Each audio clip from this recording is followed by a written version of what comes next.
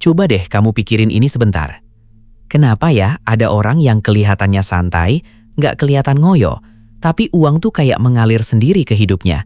Sementara kita kerja keras tiap hari, lembur, hemat, bahkan rela ngorbanin waktu buat keluarga, tapi rekening nggak pernah tumbuh signifikan. Saya pernah ada di fase itu. Saya kira masalahnya di jumlah kerjaan atau kurang hoki, tapi ternyata bukan. Masalah sebenarnya ada di bagaimana cara saya berpikir soal uang. Dan pas saya ubah cara mikirnya, peluang datang lebih sering, uang mulai lebih stay di rekening, dan saya nggak lagi merasa dikejar-kejar hidup. Makanya hari ini saya pengen ajak kamu gali bareng. Pola pikir seperti apa sih yang bikin uang datang sendiri, bahkan ke orang biasa kayak kita? Saya amati orang-orang yang berhasil secara finansial dan hidupnya tenang. Ternyata cara mereka mikir tentang uang beda banget dari kebanyakan orang. Uang cenderung datang ke orang yang punya pola pikir tertentu, yang nggak diajarin di sekolah dan seringkali bertentangan sama apa yang kita dengar sejak kecil. Di video ini, saya mau bagikan 3 pola pikir utama yang bisa bikin kamu terus merasa kurang atau justru jadi magnet uang tanpa kamu sadari. Plus contoh nyata dari orang-orang sekitar yang mengalami perubahan besar. Mari kita mulai. Kebanyakan orang nganggap kalau uang itu urusan kerja keras, nabung dan hemat. Nggak salah kok, tapi ternyata nggak cukup. Karena kalau cuma modal kerja keras, semua buruh pabrik harusnya udah kaya. Kalau cuma modal hemat, orang yang hidup super minimalis harusnya udah punya kebebasan finansial. Faktanya nggak gitu. Nah, dari semua pengalaman itu, saya rangkum 3 pola pikir utama yang wajib banget kamu pahami. Pola pikir pertama, kelimpahan versus kekurangan. Saya dulu hidup dalam pola pikir kekurangan. Saya takut kehilangan dan takut uang habis. Akibatnya, setiap ada uang, saya simpan mati-matian. Saya nggak berani ambil peluang atau investasi. Pola pikir ini bikin kita terus hidup di lingkaran ketakutan dan merasa serba terbatas. Sementara orang dengan pola pikir kelimpahan melihat uang itu seperti air sungai mengalir, datang dan pergi. Mereka percaya selama punya skill dan bisa memberikan nilai ke orang lain, uang akan datang lagi. Teman saya seorang pebisnis sukses pernah bilang, selama saya bisa nyelesain masalah orang lain, uang akan datang lagi. Dan itu benar banget. Uang nggak pernah betul-betul habis selama kita tahu cara menciptakan nilai. Mindset kelimpahan inilah yang bikin orang berani ambil resiko terukur, belajar skill baru, dan nggak gampang nyerah pas gagal. Pas saya mulai percaya kalau rezeki bisa datang dari banyak pintu, bukan cuma gaji, hidup saya mulai beda. Saya nggak lagi panik saat uang berkurang, karena saya tahu saya punya kemampuan untuk mencarinya lagi. Pola pikir kedua, investor versus konsumen. Ini yang sering bikin orang nyangkut di zona nggak pernah maju. Dulu, setiap pegang uang saya langsung mikir, belanjain apa ya? Atau disimpan aja biar aman. Padahal orang kaya selalu nanya hal beda. Gimana caranya uang ini kerja buat saya? Contoh simpel, ada orang dikasih 10 juta rupiah.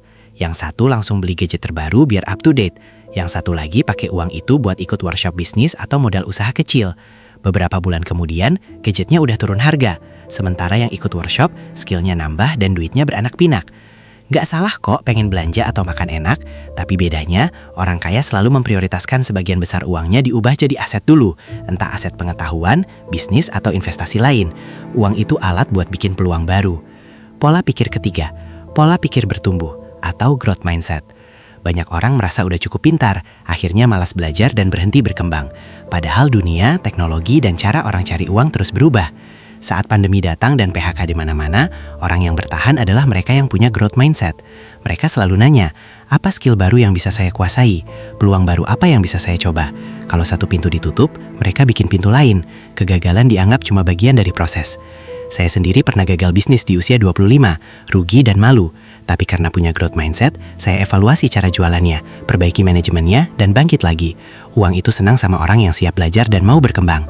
Kalau dirangkum, pola pikir kelimpahan bikin kamu nggak takut gagal, pola pikir investor bikin kamu bijak mengelola uang, dan pola pikir bertumbuh bikin kamu nggak gampang stuck. Sekarang biar makin kebayang gimana prakteknya, saya mau cerita beberapa kisah nyata. Pertama, cerita Dani, seorang freelancer desain grafis. Dulu, karena takut gak ada pemasukan bulan depan, dia tahan uangnya rapat-rapat.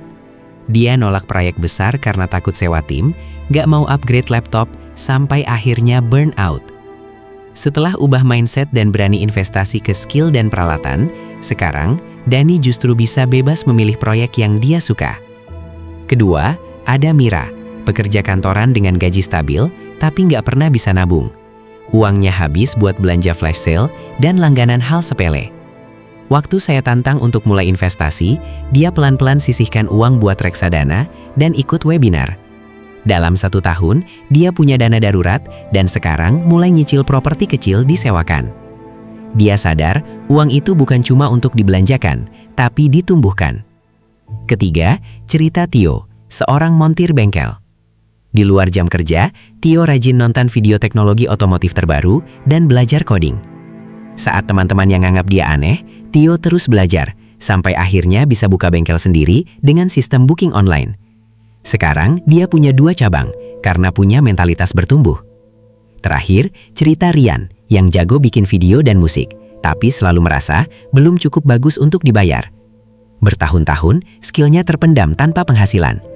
Begitu dia berani upload karyanya, orderan langsung berdatangan. Di dunia nyata, bukan orang paling pintar yang sukses, tapi orang yang paling siap untuk mulai dan belajar. Semua cerita tadi punya satu benang merah. Perubahan hidup selalu dimulai dari perubahan cara berpikir. Sekarang, coba berhenti sebentar dan tanya ke diri sendiri. Selama ini, cara kamu berpikir soal uang lebih sering membawa kamu ke arah ketakutan atau ke arah keberanian dan peluang.